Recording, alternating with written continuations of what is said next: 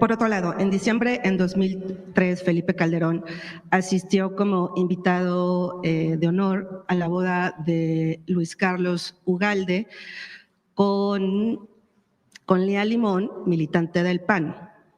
Felipe Calderón fue quien propuso a Ugalde como consejero presidente del IFE en 2003. Ugalde fue uno de los artífices del haiga sido como haiga sido, que le dio la presidencia de la República en 2006 a Felipe Calderón. Ugalde y Córdoba se encuentran moralmente inhabilitados para comentar sobre reformas electorales.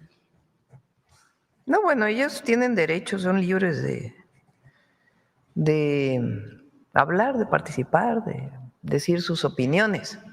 También nosotros somos libres de hablar de su historia. Ugalde fue presidente del Instituto Federal Electoral. Recordemos aquella época. López Obrador, jefe de gobierno de la Ciudad de México. Vicente Fox, presidente de México.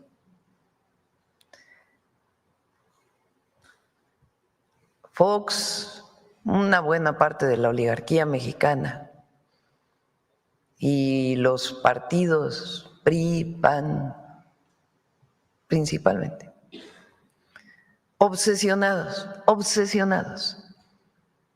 para que López Obrador no participara en la elección presidencial de 2006. Viene el desafuero. ¿Qué es el desafuero? Les recomiendo que vean la película Fraude de Mandoki para recordar aquellas épocas. Después de muchas ofensivas, viene una acusación de que López Obrador había violado un amparo por haber construido un camino en la zona de Santa Fe a un hospital. Se demostró que no violó el amparo, pero además era para construir un camino, un hospital, pero no violó el amparo. Aún así, Vicente Fox, en alianza con Diego Fernández, Salinas y muchos que pertenecían o pertenecen todavía a la oligarquía en aquella época, pues no querían que López Obrador ganara la presidencia, porque el trabajo de él había sido tan bueno en la Ciudad de México que no solamente había mejorado las condiciones de vida de las y los capitalinos, sino que su proyecto de ciudad pues se había difundido en todo el país, incluso fuera de nuestro país. Entonces hay una denuncia. Para poderlo juzgar, lo tenían que desaforar, quitarle el fuero como jefe de gobierno. Hay un juicio de desafuero, él presenta su discurso, que también es muy importante que todos lo escuchemos nuevamente,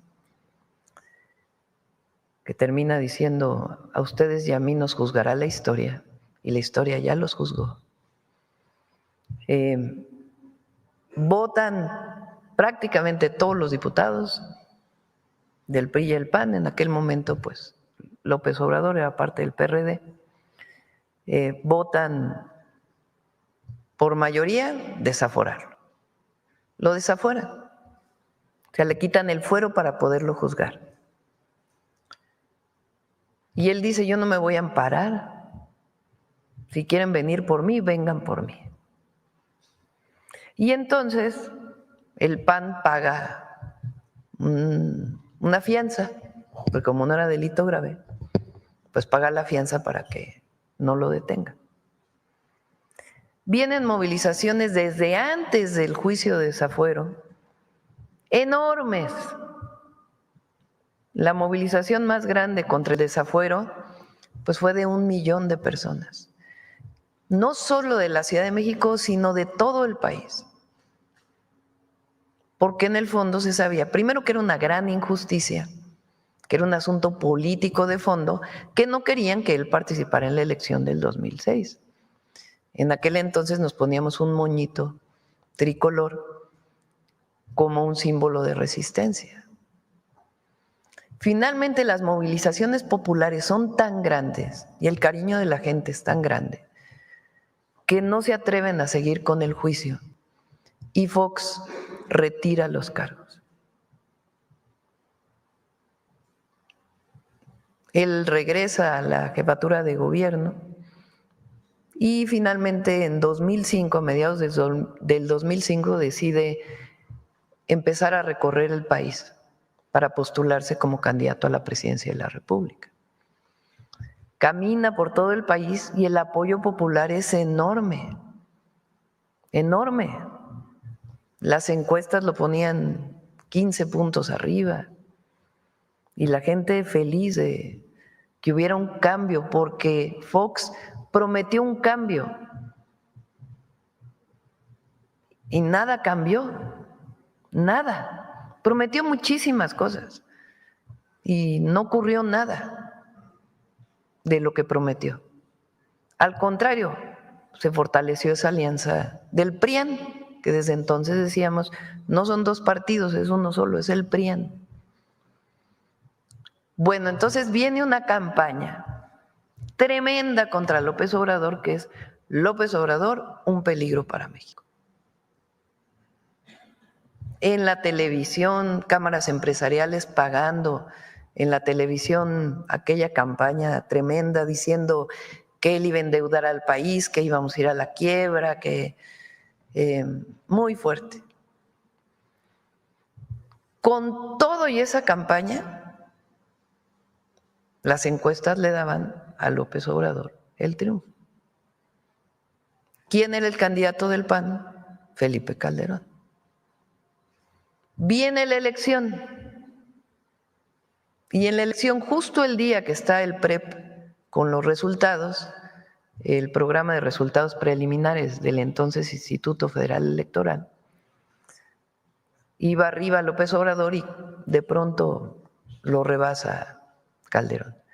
Pero además muchísimas casillas que no eran contabilizadas. Al PREP al otro día daba el triunfo a Calderón y todavía faltaban varias casillas. Desde ese momento nos dimos cuenta, pues, que había habido un fraude electoral. No quienes estábamos cerca de López Obrador, sino el pueblo entero se dio cuenta del fraude. Y comienza una resistencia civil muy importante y movilizaciones y movilizaciones. Y de ahí viene el plantón de reforma. ¿Qué pedía la gente? Porque eso salió de la gente, la consigna salió de la gente. La gente decía, voto por voto, casilla por casilla. Es decir, que se cuenten otra vez todos los votos. Todos los votos. Viene el conteo distrital y le da el triunfo a Calderón. Y siguen las movilizaciones. El Tribunal Electoral decide no abrir todas las casillas, sino abrir solamente el 8%. Se abren ese 8% en un conteo en los distritos electorales y la diferencia entre López Obrador y Calderón se reduce. Bueno, pues era evidente que si se hubieran abierto todas las casillas, el triunfo era de López Obrador, más muchas otras cosas. Ahí, cuando se analizan las actas de las casillas, pues nos damos cuenta que no concuerda nada, que la cantidad de votos emitidos no concuerda con la cantidad de boletas. Me tocó estar en esa investigación trabajando y nosotros estimamos que prácticamente le robaron a López Obrador alrededor de 2 millones de votos.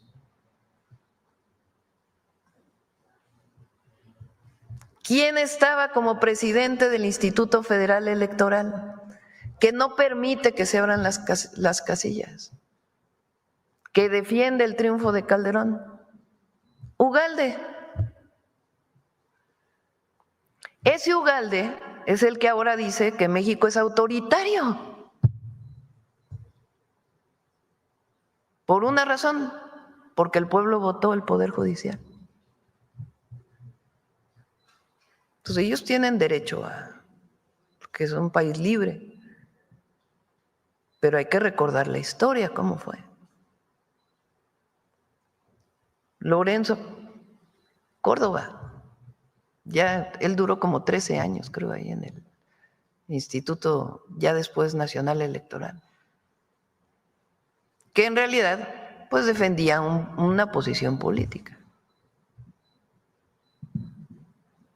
Muchísimos recursos se gastaron en esa época.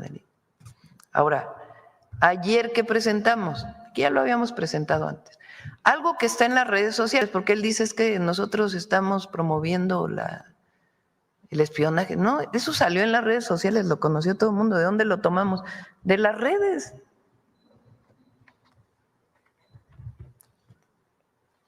¿Qué es lo que ayer planteamos? ¿Cómo es posible que el presidente del Instituto Nacional Electoral hable de indígenas de manera burlona, despectiva, racista, clasista? El presidente de la institución que supuestamente defiende la democracia y que presenta un amparo para que eso no salga en los libros de texto. Por cierto, me dijeron que en los libros de texto ya no aparece su nombre, sino porque el amparo estaba desde antes. Pero sí dice, un funcionario de esta institución dijo esto. Todavía ayer, bueno, ya ni voy a entrar en debate, pero soy indigenista, bueno, ya esas palabras, o sea, habla todavía más, pues de mucha ignorancia. Entonces, ¿por qué contamos todo esto? Porque hoy hay jóvenes que tienen 20 años, que ya participan, bueno, son adultos, participan en la vida pública del país, votan, pero pues nadie les cuenta estas historias, porque nacieron en 2005, no les tocó aquel periodo. Entonces, a todas las jóvenes y los jóvenes es importante, y ahora todo está en el YouTube, lo pueden revisar o en las redes sociales. ¿Cómo fue aquella época? ¿Qué pasó en aquella época? Se puede acceder a los periódicos para que se conozca la historia de México. ¿Cómo hay tanta hipocresía en el conservadurismo? Tanta hipocresía. ¿Cómo van a creer el presidente del PAN, líder del cártel inmobiliario en la Benito Juárez, ahora rasgándose las vestiduras porque un gobernador se subió a una camioneta? Mucha hipocresía. O el coordinador del Senado del PAN, que se fue 6 años a Estados Unidos muy preocupado por las investigaciones que pudiera haber en su contra por los fraudes que cometió en Querétaro o el dinero que recibió él y su bancada cuando la reforma energética. Por lo menos son bastante caraduras, ¿no? Hay mucha hipocresía. Entonces, claro, hay cosas que pasan en nuestro partido que nosotros tenemos el derecho a criticar y a decir, y todo el militante de un partido político tiene derecho. Pero también, porque ahora ellos son los puros, pues no, ¿verdad?